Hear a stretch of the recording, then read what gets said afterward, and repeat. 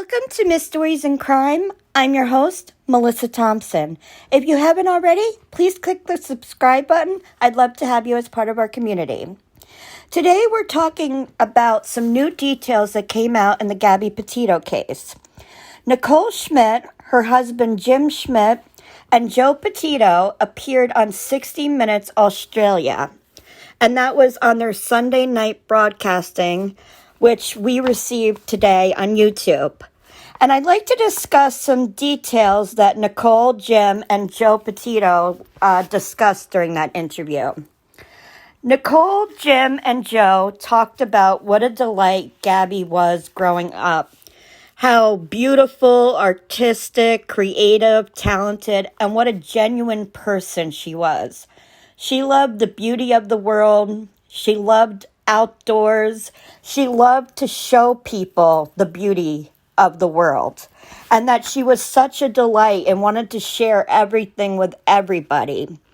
She was always looking out for others, and it definitely seemed like she was a very bright light in their world, as to all who met her. Nicole Schmidt said, when talking about what has happened to her daughter, the homicide, she said, quote, "It's almost like you're on the outside looking in. It doesn't even feel like it's you," end quote. She talked about Gabby's homicide as being surreal. She said that, when you're going through it, it doesn't even feel like this should be happening to you. And as I've mentioned before, I've lost my eldest daughter, Taylor, and I can definitely understand the moment my daughter passed away, I felt like I was also on the outside looking in. So I totally could relate to what they were saying.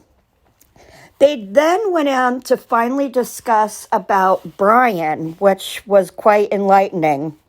They described Brian as being very polite and quiet, that the relationship happened rather quickly, and as we know, they did not date in high school, but got together after high school, and they shared a love of adventure together and hiking and wanting to see beautiful places and begin this van life together.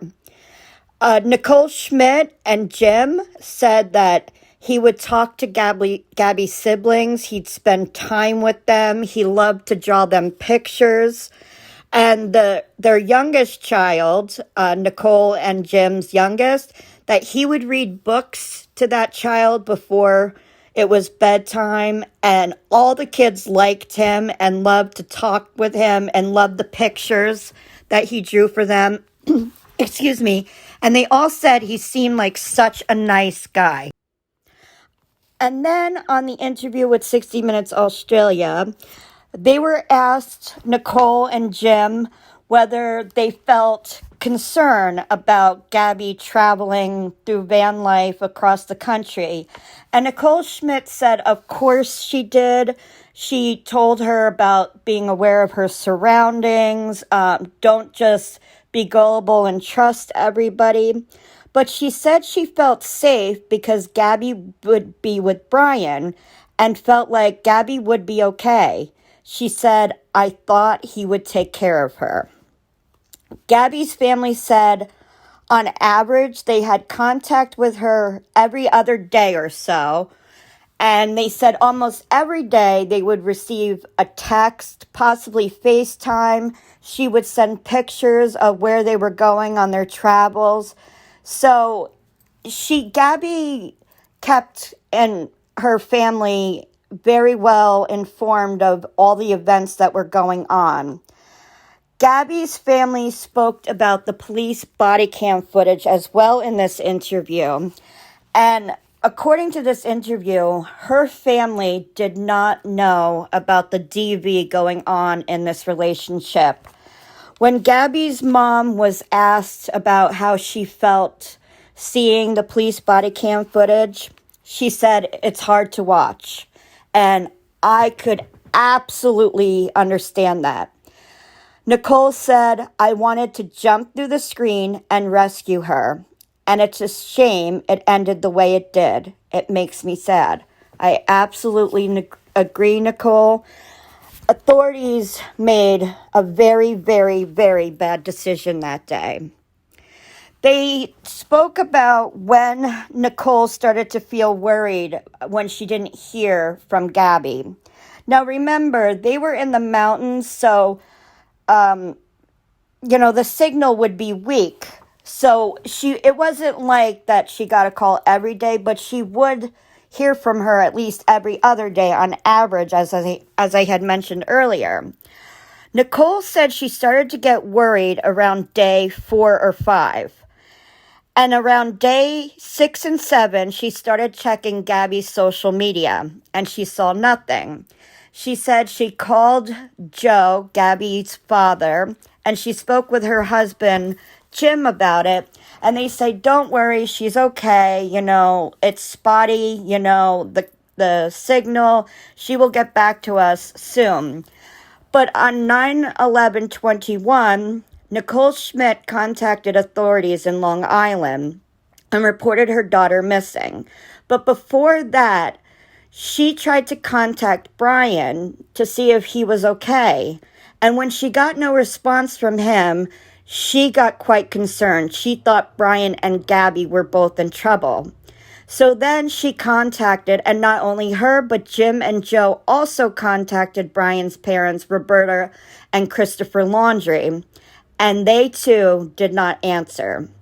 Finally, a detective shows up at the Schmidt family home on 9/11/21, and they informed Nicole and Jim and Joe that day that Brian had returned home on September 1st, 21, in Gabby's van without Gabby, and that he had obtained a lawyer and was not talking to law enforcement. Nicole said at that moment she wanted to hit the floor. She said she went into complete and utter shock and knew something was very, very wrong.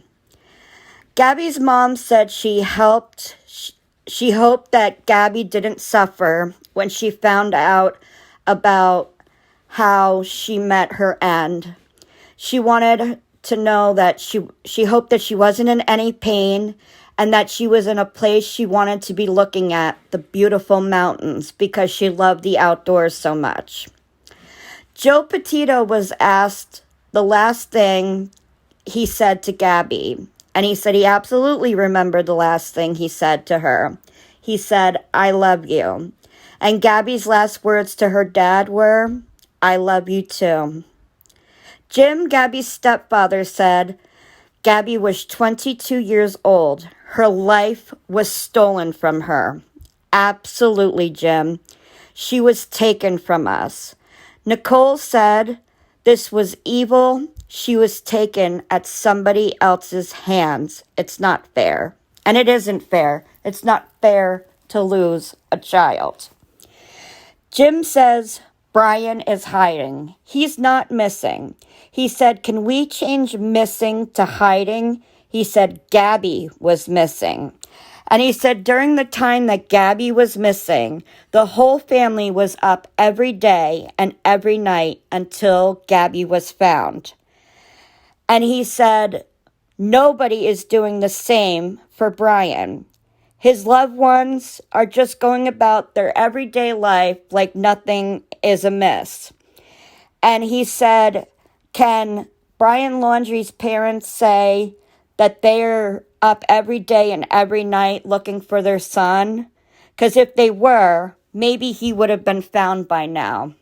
And they're out mowing their grass, gardening, installing a security ring doorbells because they're so worried about the public and Dog the Bounty Hunter going to their door. And ripping signs down from their lawn. Absolutely disgusting, dirty Laundrie family. Nicole talks about the Laundrie family's silence by saying that silence speaks volumes, and I couldn't agree more. A retired U.S. Marshal appeared on 60 Minutes Australia, and he said by running, Brian is making himself look guiltier and guiltier by the day. Nicole believes that Roberta and Christopher Laundrie know, if not everything, but most of the information about what happened between Brian and Gabby. She said one thing that she would love is just to be face to face with them and ask, why are you doing this? Just tell me the truth. And being in that situation, that's the one thing you want, is the truth. You want to know why this happened, because it feels like the only thing that you're looking for at that moment. You want to know how this unraveled this badly. And another thing we were told in the 60 Minutes interview was Gabby's family was not aware of the DV going on in that relationship. And I'm sure if they did, they would have taken action, and they wanted to protect their daughter. Remember, she has 4 parents, not 2 parents and 2 step-parents. Joe Petito said, what the Laundrie family is doing is torturous and cruel. By not telling them what is going on with Brian, it's horrible. It's horrible and torturous and cruel. Nicole calls Brian a coward for disappearing. She said he knows what he is doing. He knew what he was doing. She said that she didn't want to call him insane because she said this was planned. He used Gabby's credit card to get back home. He used her van to get back home. So she said her and Jim agree totally that he knew exactly what he was doing. He's not suffering a mental breakdown or anything like that. And I happen to agree with her. And then they were asked, Nicole and Jim, what justice looks like for Gabby. And Nicole said, that's a hard question. Then she said she just wants to get him in a cell for the rest of his life. Jim said he wants vengeance and justice, and for him to pay for his crimes and spend his time in a prison for the rest of his life. Amen, amen. Then the Gabby Petito Foundation was spoken about, and how the family wants to use Gabby's story and situation to help other women and men escape DV. And they also want to use this foundation to help others that are missing, who do not get the social media coverage that Gabby Petito's case received. And Joe said that he was very thankful how her story spread, not just in the United States, but in the world. And he wants to use Gabby's legacy and the foundation, as well as her other family, to help others. That would have been what Gabby wanted. Then Joe Petito was asked, what Gabby's legacy will be? And he said that she made a difference, that she was a beautiful soul, and she had an impact that changed the lives of a lot of people and made the world a better place. That's no more amazing legacy that you can have. And I quite agree. Very sad that her life was taken by the hands of a man that was supposed to love her. But you know what? I don't call him a man. I call him a monster, in my opinion. Now, some other information that came out. Gabby Petito's best friend spoke out in a TikTok session, Rose Davis. And she said that she's afraid that if Brian Laundrie gets desperate, he may, quote, try to hurt her if he's afraid of being captured by authorities. She said, quote, I don't have a fear that he'll come after me, but I do fear that if he's about to get caught, then maybe there's a possibility he'll try to hurt me. She added, quote, I just don't think he's that stupid. She did clear up some confusion about the condo that Gabby and Laundrie were living in. This was told yesterday. Apparently, Gabby Petito and Brian Laundrie were living in a condo that Brian's parents paid for, and that they weren't living in the house Roberta and Christopher were living in. They were in this condo before they started off on their cross-country road trip this summer, she said. She said, quote, "I don't really want to talk about Brian because when this goes to trial, we need all our ducks in a line," end quote. During the live session, she also revealed the struggle of being thrust into the public eye, and she has had to deal with a stalker.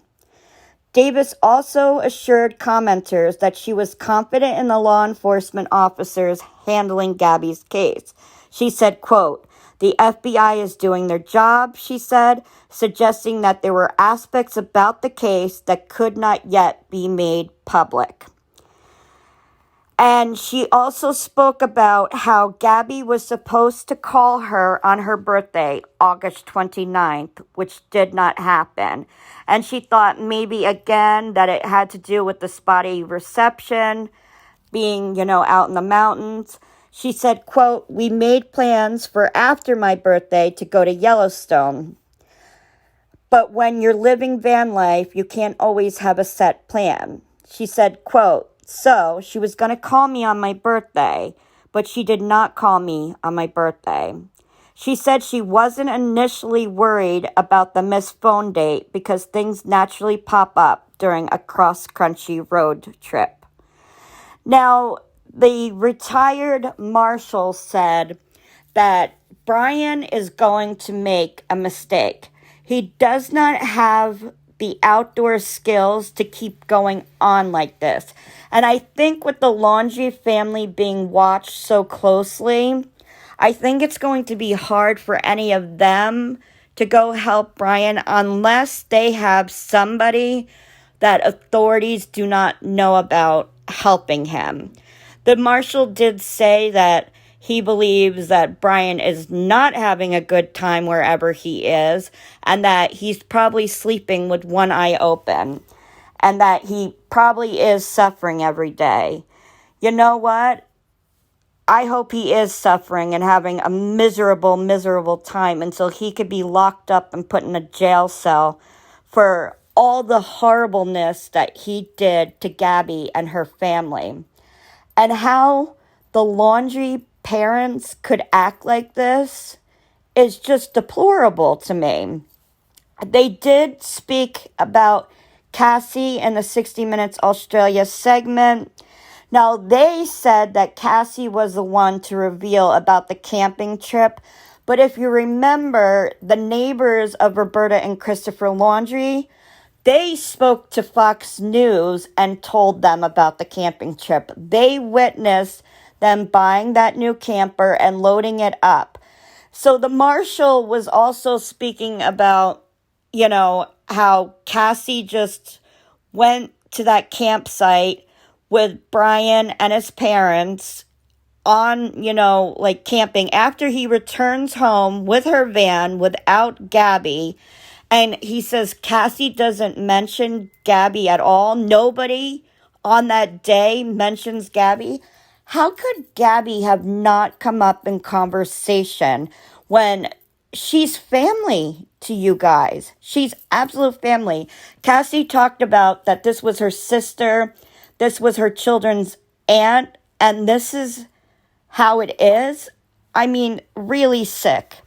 Now, on Wednesday, the 13th of October, Gabby's mom, biological mother and father, and her step-parents, which all four are actually her parents, as they like to say, they traveled together to pick up Gabby's remains, which were cremated.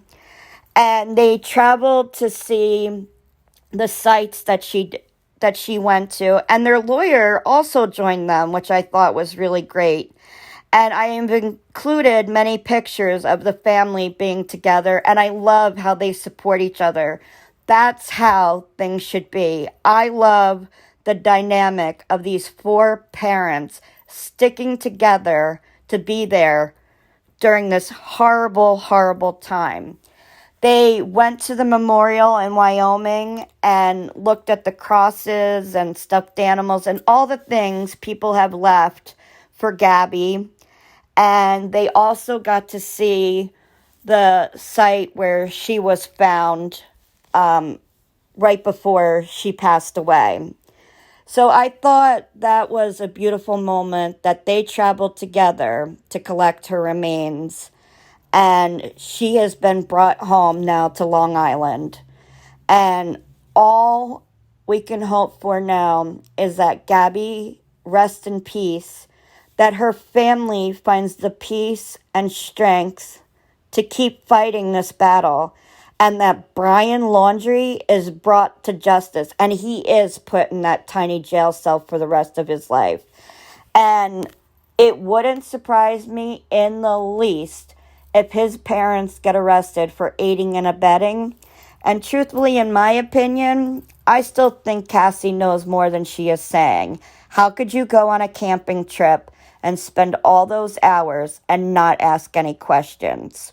But that's my thoughts. I'd love to hear your thoughts on this case. What do you think about them living in a condo set up by Brian's parents? And where do you guys think Brian is? And do you think he's still alive? I'd love to know your thoughts. Hope you all have a beautiful, beautiful week. Get outside, enjoy some fresh air, and I will talk to you very soon. Take care, you guys. Bye-bye.